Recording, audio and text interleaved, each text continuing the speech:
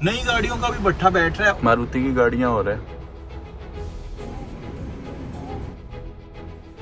एक और गाड़ी, ओ भाई अभी हमने रिकॉर्डिंग भी नहीं रोकी।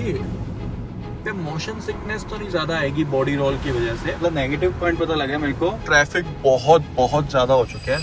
तो ब्लैक थार रॉक्स लेने का और फैमिली के साथ पहाड़ों में जाने का प्लान कर रहे हो तो ये वीडियो एंड तक जरूर देखना। तो बहुत से लोग 4x2 थार लेते हैं, बट जब उस 4x2 थार को पहाड़ों पे लेके जाने का टाइम आता है तब थोड़ी नर्वसनेस से आने लग जाती है। चंडीगढ़ से आज अपने निकल चुके हैं मनाली रोहतांग की तरफ। तो चलिए सफर स्टार्ट करते हैं। एक जेन्युइन यूजर एक्सपीरियंस दूंगा आपको, गाड़ी की हैंडलिंग कैसी रहती है पहाड़ों में, गाड़ी माइलेज क्या देती है, गाड़ी में कंफर्ट कैसा रहेगा, और साथ में अपने गाड़ी की परफॉर्मेंस के बारे में भी बात करेंगे कि इसका 2.2 turbo diesel engine automatic gear के साथ किस तरीके की परफॉर्मेंस देता है मनाली रोहतांग की गलियों में या चढ़ाइयों पे सॉरी। So let's go. सच्ची बताऊं कनाडा से आया था इतनी ठंड से और गर्मी में ना झुलस चुका हूँ। होपफुली जैसे ही अभी पहाड़ों पे चढ़ना शुरू होंगे ना, ठंडी ठंडी हवा भी आनी शुरू हो जाएगी। जिस चीज का डर था वही होना शुरू हो चुका है। लगभग ये +20 है। अभी पीछे भी टोल पे ही थे जब आपको दिखाया था कि 20 मिनट का जाम लगा हुआ है। तो टोल पे हम यही सोच रहे थे कि यार कोई ढाबा मिल जाए जल्दी से, यहाँ पे रेडी हो जाए जाम के लिए। आगे हम हिम्मत करके जैम में, हर बंदा यही कह रहा है कि गर्मी इतनी है, जितने भी पंजाब दिल्ली वाले हैं ना सब मनाली बैठे हैं इस टाइम। ऑटो स्टार्ट स्टॉप वाला फंक्शन इसका बड़ा सही चल रहा है। ये कर दो स्टार्ट, वापस से होगी। और अपना सर्विस का साइन आ चुका है भाई। सर्विस हाँ सर्विस की, फिर कोई चक्कर नहीं, हट गया ना साइन। इतने भयंकर ट्रैफिक में फंसे हुए हैं, पर थार का सबसे पहला फायदा समझ आ रहा है। पिछली वीडियो के अंदर भी मैंने बताया था कि यूं लगता है कि कमरे में बैठे हो, इतनी चौड़ी खुली है ना, कंफर्टेबल रहता है, बंदा थकता नहीं है। मतलब लंबे सफर पे बंदे के वरना स्टिफनेस आ जाती है बैक में, घुटनों में, है ना। तो अब लिटरली मेरे को यूं लग रहा है अच्छा ट्रैफिक जैम है, लगा रहे कोई चक्कर नहीं है। थोड़ा मौसम सही हो तो हम ऊपर से सनरूफ भी खोल लेंगे, कोई घुटन नहीं हो रही। बढ़िया फोन में कुछ चला लो, पैसेंजर वगैरह जो है अपनी बढ़िया रीले वीले देख रहे हैं। Basically what I am trying to say is, अगर इसकी जगह अभी मैं कोई सेडान गाड़ी लेके आया होता तो बड़ा कंजेस्टेड सा फील हो रहा होता कि सब लोग ऊपर ही चढ़ रहे हैं हमारे। ये देखो ये लैंडस्लाइड्स वगैरह हुई है, इस वजह से जैम लगा हुआ है। आगे और भी हुई होंगी शायद। ये भाई पहाड़ों में वीडियोस मैंने बहुत देखी हैं, लोग क्लच प्लेटें फूंक लेते हैं ना अपनी। मैं भी 19 साल का था, पहली बार मैक्लोडगंज गया था जब, वरना फ्लूडिक थी। चढ़ाई पे मैंने भी 1-2 बार जोर मरवा दिया था गाड़ी को, रेस दे के क्लच छोड़ के कि पीछे ना चली गई। तो मल्टीपल टाइम जब आप धुएं निकलवा देते हो ना टायरों के, तो धुएं सिर्फ टायरों के ही नहीं होते, वो कभी कभी क्लच प्लेटों के भी होते हैं। ये देखो 2 गाड़ियों के और बोनट चुके हुए हैं। तो भाई मेरे को थोड़ा सा डर लग रहा है कि ऑटोमेटिक में भी ये सब पंगा होता है क्या। हमें तो स्टार्ट एंड स्टॉप फंक्शन ने बचा रखा है। ये देखो 2 मारुति की गाड़ियां हो रहे हैं। लो चला ट्रैफिक चला। ट्रैफिक जैम से बचने के लिए रॉन्ग साइड से निकाल रहे हैं गाड़ी। अब सामने से कोई स्पीड में आता हुआ तो सिर्फ 3 मिनट का जैम बचा है और लोगों में वो भी पेशेंस नहीं है। आप देखो वही क्या देखने को मिल रहा है, देखना सामने नई गाड़ियों का भी भट्ठा बैठ रहा है। और रीजन क्या था इस जैम का, वो देखो सामने भाई साहब जस्ट अभी टोल दिया है और टोल निकलते ही एक और टोल है। इस टोल की वजह से कितनी गाड़ियों के बोनट चक रखे हैं पीछे, आपने देखा होगा। और टोल एक ऑलरेडी पीछे देखे आए हैं। ये क्या हो रहा है? पीछे वाला टोल अलग था वो। अच्छा ये हिमाचल वाला है, यही सेम कहानी ना शिमला जाते टाइम भी होती है। वहाँ पे भी जैम लगा होता है बढ़िया वाला, और फिर पता चलता है कि हिमाचल वाला टोल आया होता है इसलिए जैम लग रहा है। वो देखो एक और गाड़ी होंडा सिटी, मुझे लग रहा है एक्सट्रीम टेस्टिंग ही होने वाली। एक और गाड़ी, ओ भाई ये क्या चल रहा है? गाड़ी रोक लूं क्या मैं एक बार इधर? ये चल रहे अपने सेफ है, मेरे को थोड़ा डर सा लग रहा है। थार भाई साहब वीडियो बन रही है, ढंग से चलिए। अभी हमने रिकॉर्डिंग भी नहीं रोकी, पता नहीं क्या हो रहा है। बिलासपुर आ गया जी, बिलासपुर। देखना वेंटिलेशन सिस्टम तो लगा रखे हैं वैसे अंदर, लाइटें लूटें भी ठीक है, इतनी बुरी नहीं है। भाई हम शायद नीचे जा रहे हैं ना, मैं न्यूट्रल करके देखूं गाड़ी। भाई साहब न्यूट्रल करके छोड़ रखी है गाड़ी, देखो अपने आप रुट रही है, स्पीड बढ़े और जा रही है। मैं मतलब ब्रेक लगा रहा हूँ थोड़ी थोड़ी बीच बीच में, ये सही है यार काम।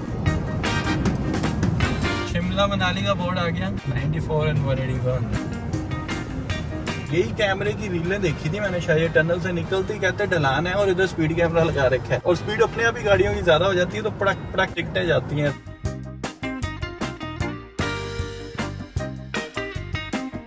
पूरा फुल करवा रहे हैं, मस्त लग रही है ना।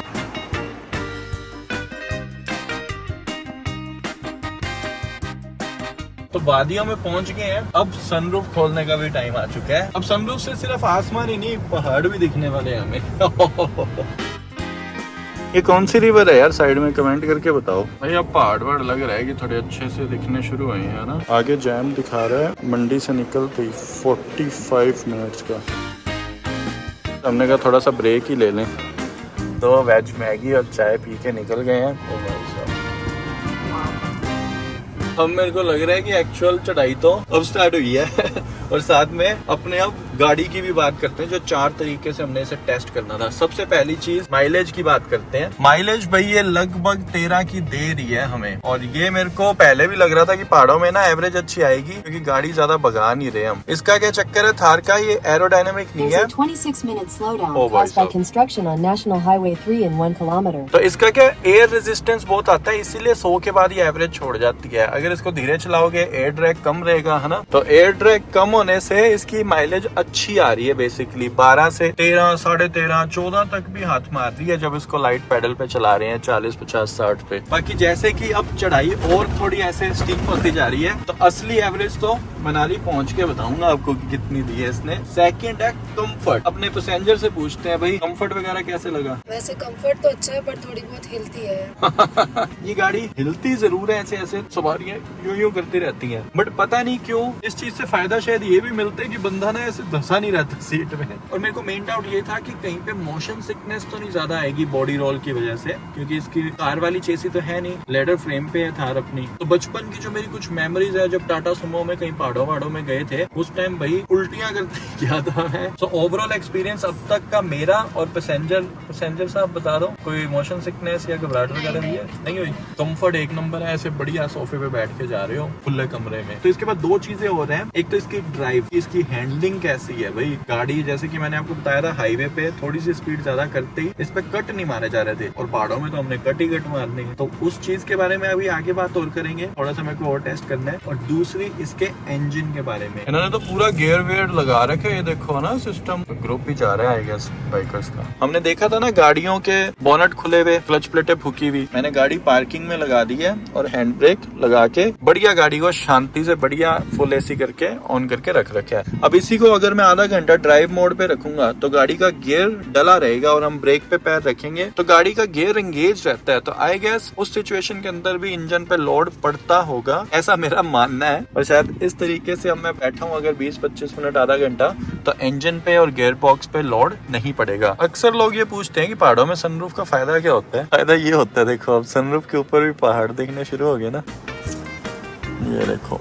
और अभी तो जस्ट स्टार्टिंग है। सच्ची बताऊं 10,000 किलोमीटर होने वाले गाड़ी के, पहली बार ये स्टार्ट स्टॉप वाला फीचर मैंने बंद नहीं किया गाड़ी में, ऑन ही रखा है, क्योंकि इससे भाई फ्यूल तो बच ही रहा है, साथ में मतलब गियर बॉक्स पे भी लोड नहीं पड़ रहा है, क्योंकि गाड़ी बंद हो जाती है ना। थार वाले बंदे ने फंसा दी, फिर सारी कम्युनिटी बदनाम होती है। अब चलो अपने थोड़ा सा ऑटोमेटिक गियर बॉक्स के बारे में भी बात कर लेते हैं, है ना। डीजल गाड़ी चला रहे हैं, और मेरे को यूं था पता नहीं इसके जो गियर शिफ्ट है पहाड़ों पे जाके किस हिसाब से चलने वाले हैं, कि गाड़ी गियर शिफ्ट करने में हेजिटेट करेगी या ज्यादा आरपीएम खींचेगी। बट भाई बहुत जान है। जो टॉर्क है ना, मेरे को ये बाद में पता लगा, जो मैनुअल मॉडल है ना हाररॉक्स का, उससे भी ज्यादा टॉर्क है ऑटोमेटिक में। तो वो टॉर्क का भाई इधर बहुत अच्छे से पता लग रहा है। गाड़ी का इंजन दबी नहीं रहा, चढ़ाई पे भी थोड़ी सी रेस दे रही है। मोस्ट ऑफ द टाइम तो डाउन शिफ्ट भी नहीं करना पड़ रहा है इसे। गियर होल्ड जरूर रखती है अब थोड़ा सा लंबा पहाड़ों पे, क्योंकि चढ़ाई होती है, बट एफर्टलेसली लाइक थोड़ा सा पंजा दबाओ आराम से गाड़ी निकाल देती है। जो तीसरा पॉइंट जो मैं पावर की बात कर रहा था, कि ये हाइट पे जाके कहीं स्ट्रगल तो नहीं करेगी, भाई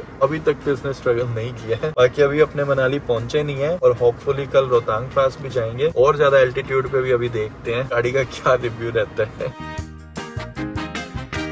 कितना लंबा जैम लगा हुआ है ना, और हम उड़ाते ही जा रहे हैं। ट्रक वाला भाई, हिमाचल वाला देखना भाई खुरचता ही जा रहा है पत्थरों को साइड से। मैं तो ये जगह बनाए जा रहा है, तो पीछे पीछे थार खींचे जा रहा हूँ, वरना 2-3 जगह तो मेरे टेंशन हो गई थी पत्थर भिड़ेंगे।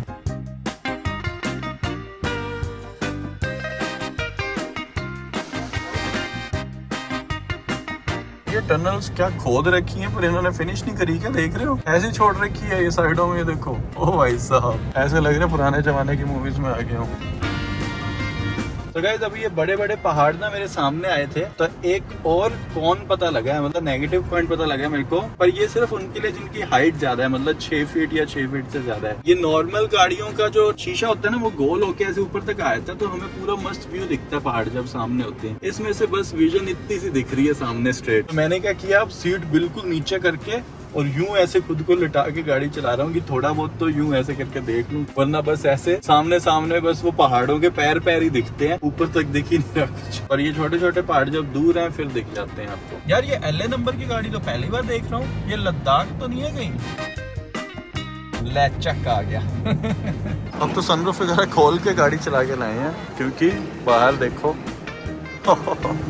वेदर भी मस्त हो गया। जैसे जैसे मनाली पास आ रहा है वैसे वैसे माइलेज भी नीचे आ रही है। 10.5 पे आ गई। फिर तो मेरे को लगता है उधर और भी कम आएगी रोहतांग वाली साइड। कल हमारी ट्राई है, रोहतांग पास तो जाएंगे पर आगे लेह वाली सड़क पे ये जो सेंटर में लिखा हुआ है ना कीलोंग है या कीलैंग है? केलांग है, सॉरी माय बैड। केलांग से भी आगे जाके आएंगे अपने, अगर पॉसिबल हुआ तो मजा ही आ जाएगा। देखो गाइस, इस चीज के पैसे दिए थे, साइन देखो 38 किलोमीटर बचे हैं और 38 किलोमीटर ऑन रोड। ये देखो कितना ट्रैफिक है यार। अब ये गाड़ी आप सबको भी पता है बिल्कुल ब्रांड न्यू गाड़ी है ना। इधर उधर कोई ऑफ बीट सड़कों पे ऑफ रोडिंग करके कोई खड़ी चढ़ाई पे कहीं गाड़ी खड़ी करनी पड़ गई तो गले में आ जाएगी। तो इसलिए अपना ने ऑन रोड ही होटल ले लिया था, बट अब ये होटल कैसा है ये जाके पता लगेगा। Welcome to Manali.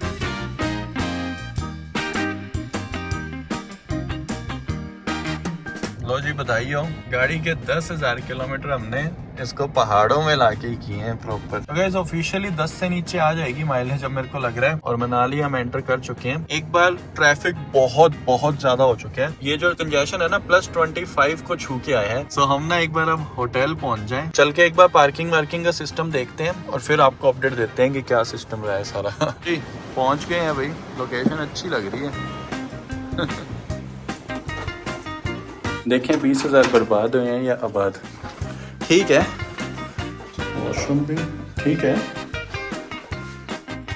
तो भाई अपने उठ गए हैं 4:30 बजे आज। सबसे पहले तो आपको रोहतांग पास का टेम्परेचर दिखाता हूँ, -2 है भाई। और सबसे मेन चीज, हम उठे क्यों है जल्दी, ये देखो बिल्कुल ब्लू है। दिन में इधर पूरा जैम लग जाएगा, तो हम 5 बज गए। बस हम जल्दी से निकल रहे हैं, परमिट हमने बनवा ही लिया था, तो लेट्स गो।